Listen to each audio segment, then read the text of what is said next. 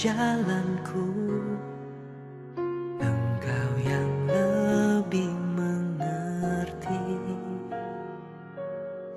cara untuk menolong hidupku.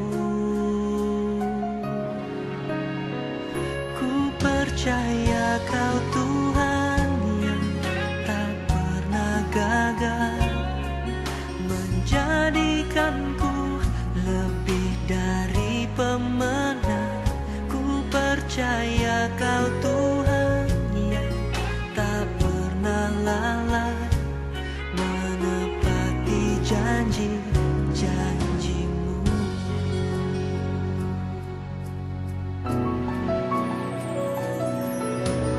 Engkau yang lebih tahu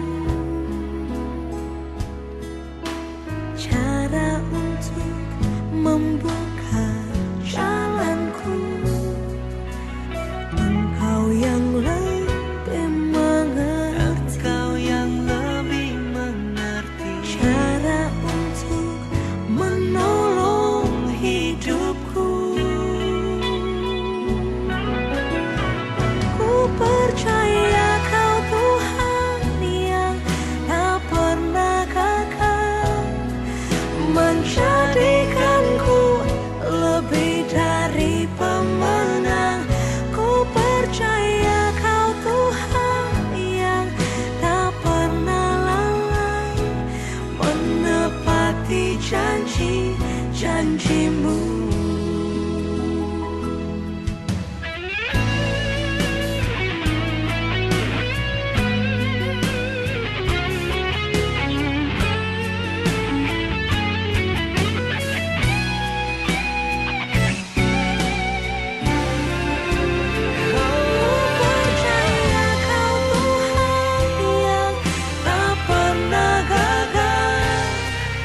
Menjadikanku lebih dari pemenang.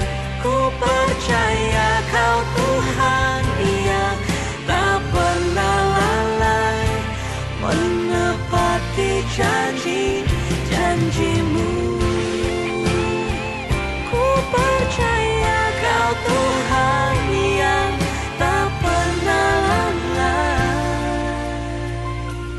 menepati janji-janji-Mu. Oh ya Tuhan, Kau selalu tepati janji-Mu. Sebab Kau Tuhan yang tak pernah gagal.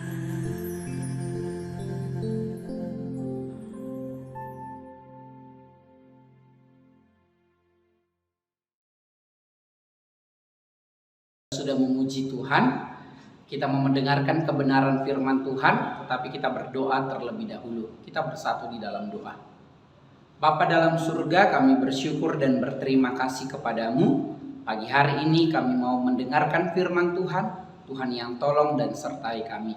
Terima kasih Tuhan Yesus, amin.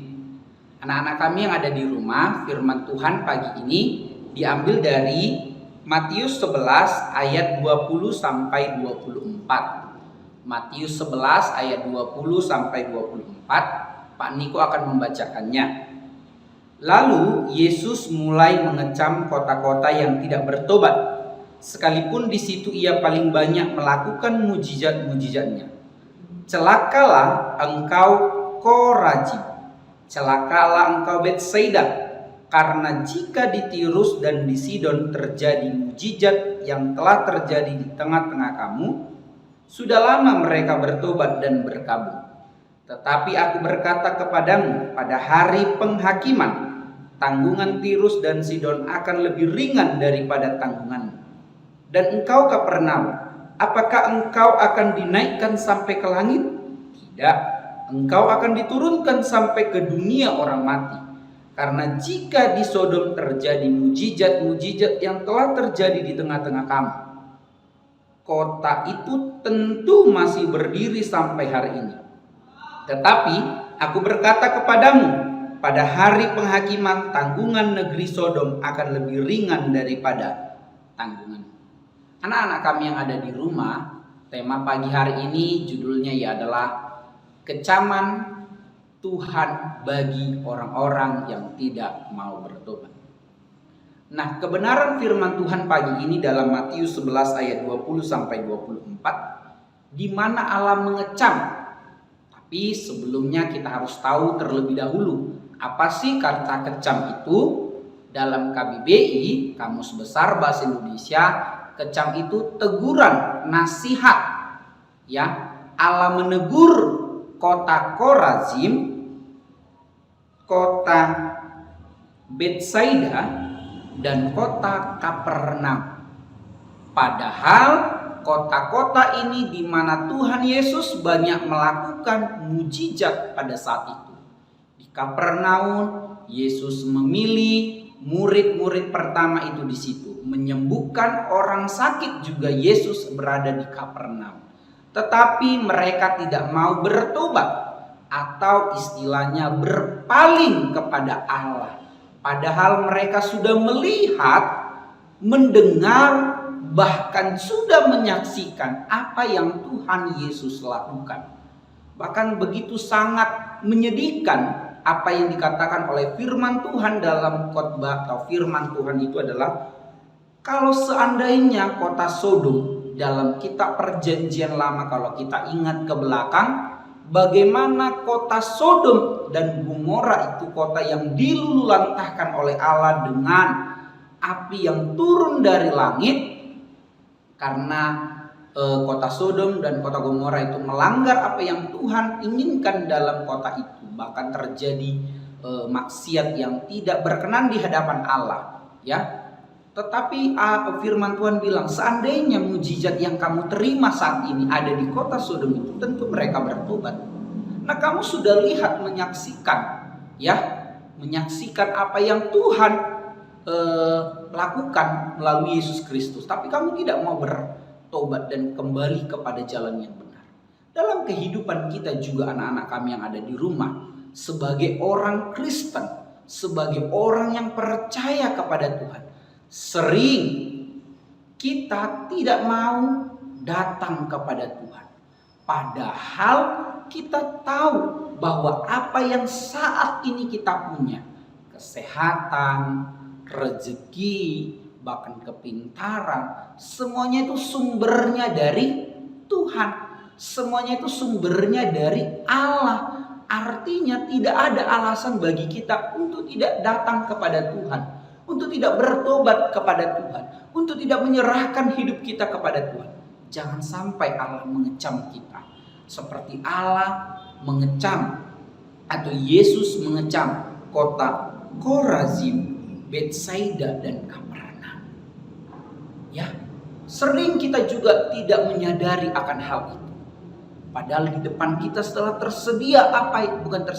telah terjadi apa yang sebenarnya yang dilakukan Allah. Contoh sederhananya adalah ketika kita menghirup napas kehidupan, oksigen udara, O2, secara gratis. Itu semua siapa yang memberikan? Allah. Itu semua siapa yang lakukan? Allah. Tuhan yang berikan kepada kita. Kalau kita pergi ke rumah sakit, ya apalagi situasi saat ini, oksigen begitu sangat bisa dibilang mahal dan langka, ya. Harganya juga begitu mahal, tapi kita gratis diberikan oleh Tuhan. Apakah alasan kita untuk tidak datang kepada Tuhan? Tentu tidak ada. Sebagai orang yang percaya kepada Tuhan, menyadari bahwa apa yang kita miliki dari ujung rambut sampai ujung kaki, semuanya bagi Tuhan, dan kita kembalikan kepada Tuhan.